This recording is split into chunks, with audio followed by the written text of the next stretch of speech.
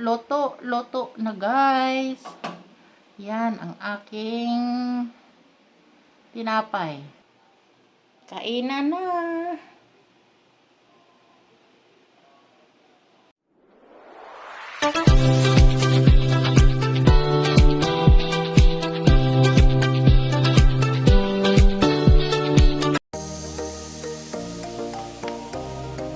Gagawa tayo ulit guys.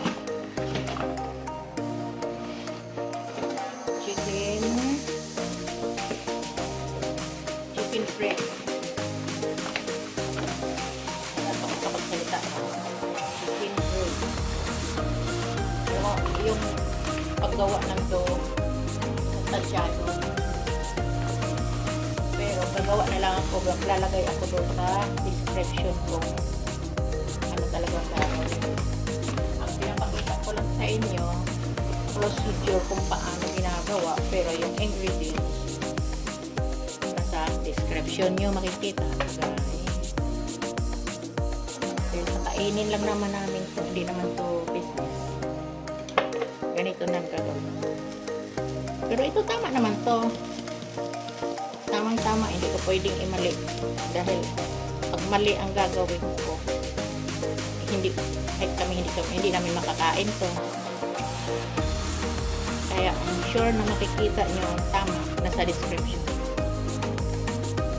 Dahil ako, memoryado ko yung ginagawa ko. Ganito lang ang gagawin ko.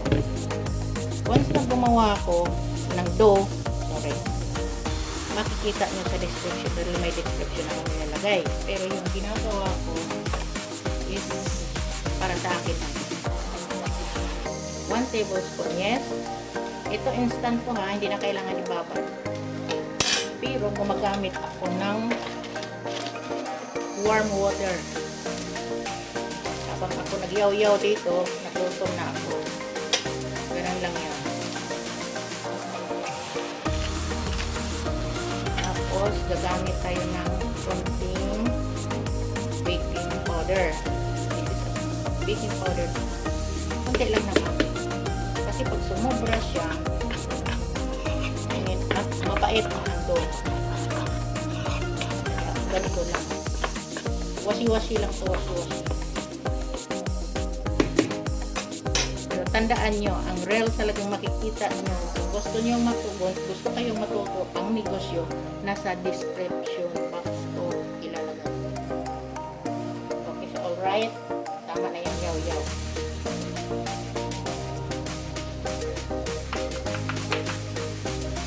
1/2 cup brown sugar, 1 large egg,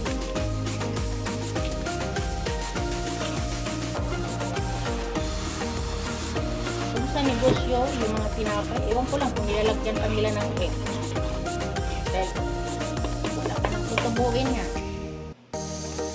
Kung lalagyan pa, wala ka nang tutubuin yan. Kay maglana kag putot 1 cup cooking oil or vegetable oil. Tubusin na natin yan kay kakamay-kamay yan ko ba. Pag kinakamay ko, masarap ang nangyari sa camera ko.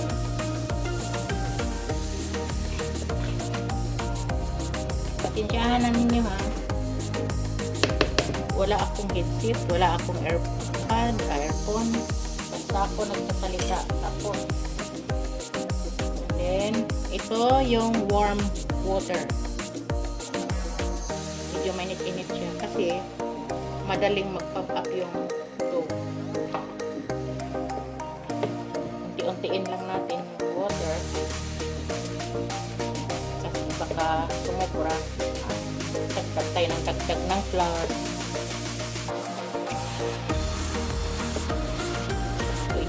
Dagdagan pag naging lugaw in lugaw.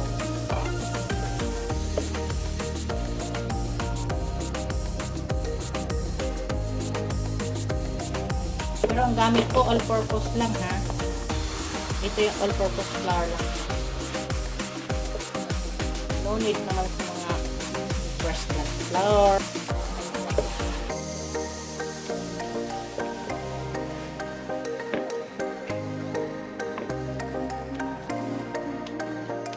This is what I do.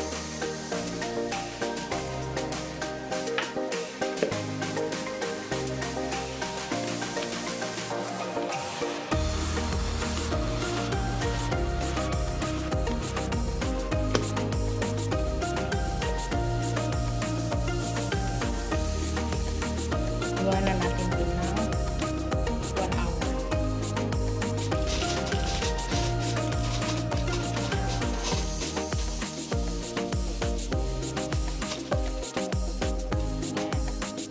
Yan. In 1 hour, gagawin natin.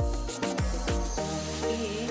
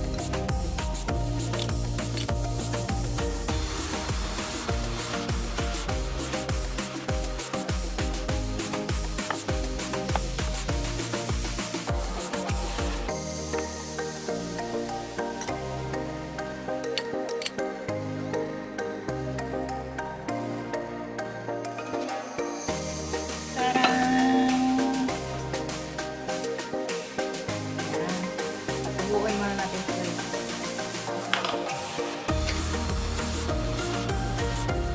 Tapos lagyan natin ng egg wash.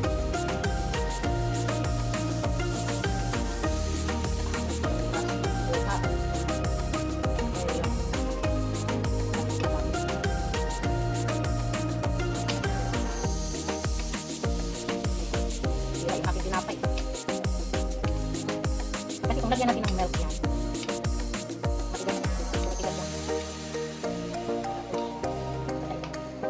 egg wash lang. Yan ang pinakamalambot.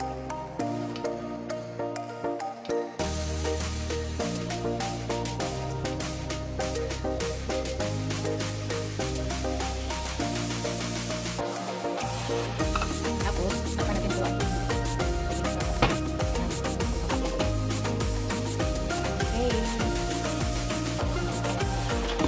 Lagay na natin ito.